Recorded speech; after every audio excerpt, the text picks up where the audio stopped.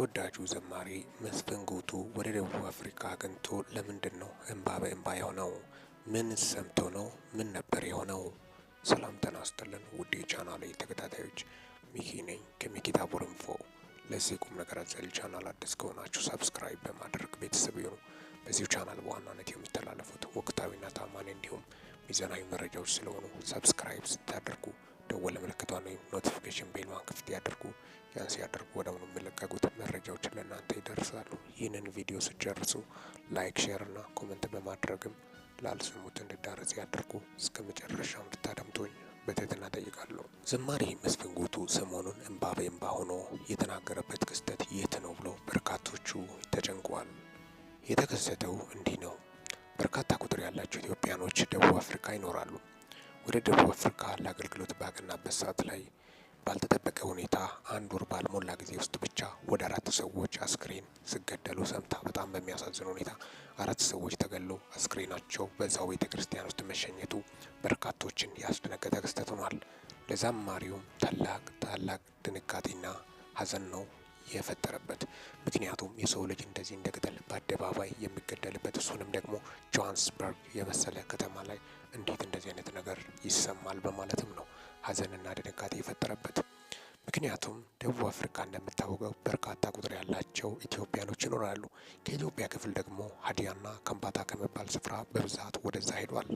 በተለይ በአውሮፕላን አልፎም ደግሞ በእግር ጉዞ በታንዛኒያ አድርጎ በከፍተኛ ዋጋ ከፍሎ ያን በረሃ ሁላ ብዙ ነገሮችን አልፎ ዝናብና ፀሐይ እየተፈራረቀባቸው ቀሪዎቹ እየሞቱ ሌሎቹ አልፎ ደቡብ አፍሪካ ይደርሳሉ። ከዛም ደግሞ እዛ ስራ ይጀምራሉ። ስራ ጀምሮ ራሳቸውን መለወጥ ሲጀምሩ ብዙ ነገር ይደርስባቸዋል። ሀብ ኢትዮጵያውያን እዛ ያሉትም እርስ በርስም አንዳንድ ክፋት እንዳለባቸው አንዱን ገዝቶ ሴራ ጠንስሰው ኢትዮጵያን ለማስገደል የሚሄዱበት ርቀትም ከባድ እንደሆነ ጀመረም ነው። እዛው እንግዲህ በደቡብ አፍሪካ በርካታ ክስተቶች ከዚህ በፊትም የተፈጠሩት አሉ። ሁለት ወንድማማቾች አንድ ላይ እየሰሩ አንደኛው ወንድሙ ሌላ ሰው መስሎ ማታ በጣሪያ በኩል መጥቶ ሊዘርፍ ስል ደንግጦት ሌላ ሰው መስሎት ሽፍታ መስሎት ተኩሶ የገደለበትም ሁኔታም ነው ተፈጠረው። ደቡብ አፍሪካ ማለት መሳሪያም እንደ ልብ ነው ሰው ይዞ መንቀሳቀሰው። ከዛም የተነሳ እርስ በርስ ይገዳደላል ሰው ሳያቅም ማለትም ነው። የደቡብ አፍሪካ ጥቁሮች ዋናዎቹ ደግሞ ስራ አይወዱም። እንደምታወቀው ኢትዮጵያኖች ከዚህ ሄዶ ሰርቶ ሲቀየሩ አይወዱም። ይዘርፏቸዋል፣ ከፈለጉ ይገሏቸዋል። ደግሞም ለኢትዮጵያኖች ተገዝቶ ኢትዮጵያኖች ላይ በደል ያደርሳሉ። ከዚህ በፊት እንግዲህ እንደምታወቀው አሲድ የተደፋበት የብሩክ ታሪክ የማይረሳ ነው። በጣም በሚያሳዝን ሁኔታ ጥቁሮች ገዝቶ ነበረ ልጁ ላይ አሲድ ያስደፉት ማለትም ነው። እጅግ ልብ ሰባሪና አስደንጋጭ ክስተት ነበረ በደቡብ አፍሪካ ላይ የተሰማው ማለትም ነው። ደቡብ አፍሪካ በአሁኑ ሰዓት ኢትዮጵያኖች አሁን ወጥቶ መግባት በጣም ከፍተኛ ችግርና ጠንቅ እንደሆነባቸው ጀምረም ነው። ባለፈው በተመሳሳይ ሰዓት ደግሞ እህትማማቾች በተፈጥሮ ምክንያት ይሁን በምን ምክንያት አንድ ክፍላቸው ውስጥ ሞቶ መገኘታቸው እስካሁን ድረስ እንቆቅልሽ የሆነ ጉዳይ ሆኗል። ወጣቶች ናቸው ገና በለጋ እድሜያቸው እንደዚህ ህይወታቸው ያለፈበት ምክንያት ምን ይሆን በማለትም የተፈጠረው ነገር የለም እስካሁን ድረስ ምን ተፈጥሮ ያለ ምንም ምክንያትማ አይሞቱም በማለትም ነው።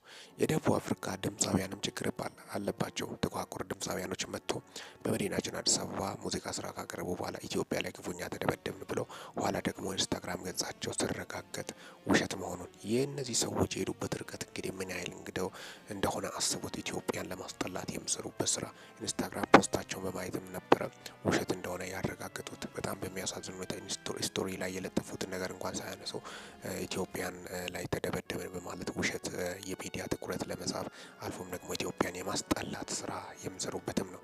ኢትዮጵያኖች ዘርፎ አይደለም እዛ ሀብታም የሚሆኑት ሰርቶ ለፍቶ ጥሮ ግሮ ከመሬት ተነስቶ ነው ሰርቶ የሚቀየሩት። ስለዚህ ለምንድነው ኢትዮጵያኖች ላይ ይህን ያህል በደል የሚደርሰው በማለትም ነው በርካቶቹም እየገለጹ ያሉት ሀዘናቸውን እየገለጹ ያሉት።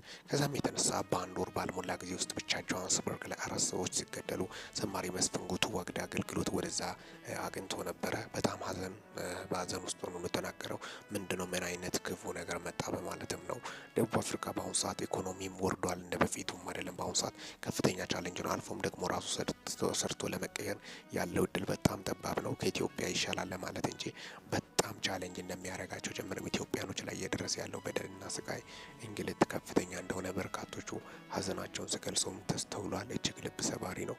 ብቻ ደቡብ አፍሪካ ላይ እየተሰሙ ያሉትን መረጃዎችን በማስመልከት ከወደ ደቡብ አፍሪካ እየተሰማ ያለው በደል ሀዘን ኢትዮጵያኖች ላይ እየደረሰ ያለው በደል ተመሳሳይ ሰዓት ላይ አስክሬን ተጭኖ ወደ ኢትዮጵያ የሚመጣበት ሁኔታም ነው እየተስተዋለ ያለው ማለት ነው። ይህን ምን አይነት መንፈስ ክፉ መንፈስ መጣ በማለትም ዘማሪው አንጋፋና ተወዳጁ በበርካታ ኢትዮጵያውያን ዘንድ በጣም አክብሮት ያለው ትሁቱ ዘማሪ በማለትም ነው።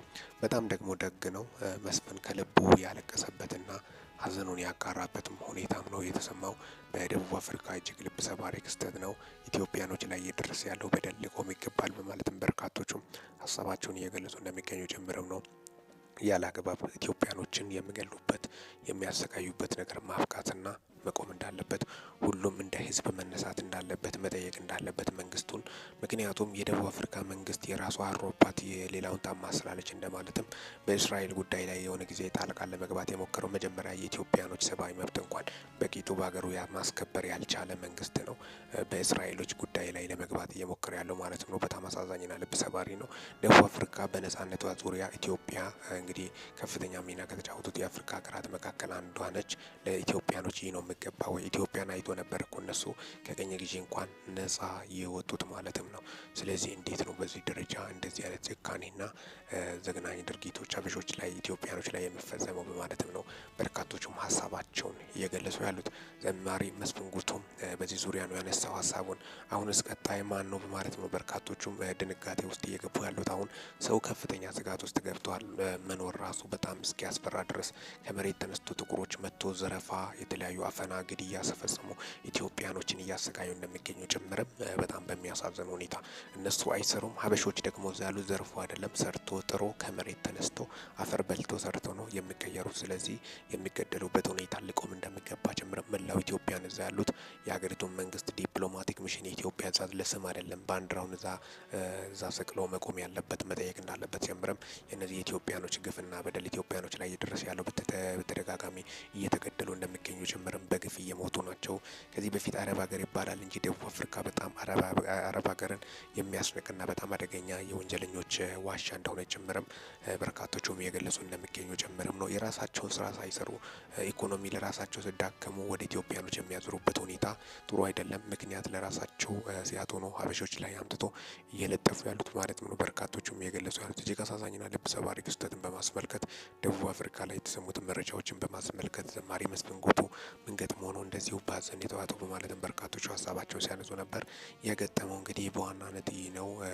ኢትዮጵያኖች ላይ እየደረሰ ያለውን በደል ሀዘንን በማስመልከት ሞትን በማስመልከት በድንጋጤና በሀዘን ውስጥ ሆኖ ያስተላለፈው መልእክት ነው። ምን አይነት ነገር ነው በማለትም ነው እሱም በተሰበረ ልብ የተናገረው ማለትም ነው። እጅግ አስደንጋጭ ነው። ለማመንም የሚከብድ እንደሆነ ጭምርም በርካቶቹም እየገለጹ እንደሚገኙ ጭምርም ነው። ስለዚህ የኢትዮጵያኖች ግፍና ሞት ሰቆቃ ሊቆም እንደሚገባም በርካታ ኢትዮጵያኖች ሀሳባቸውንና ጥሪያቸውን እያስተላለፉ እንደሚገኙ ጭምርም ነው። እስካሁን ድረስ አብሬያቸው ቆየሁት። ሚኪ ነኝ ከሚኪታ ቦረንፎ። ለዚህ ቁም ነገር አዘል ቻናል አዲስ ከሆናችሁ ሰብስክራይብ በማድረግ ቤተሰብ ይሁኑ።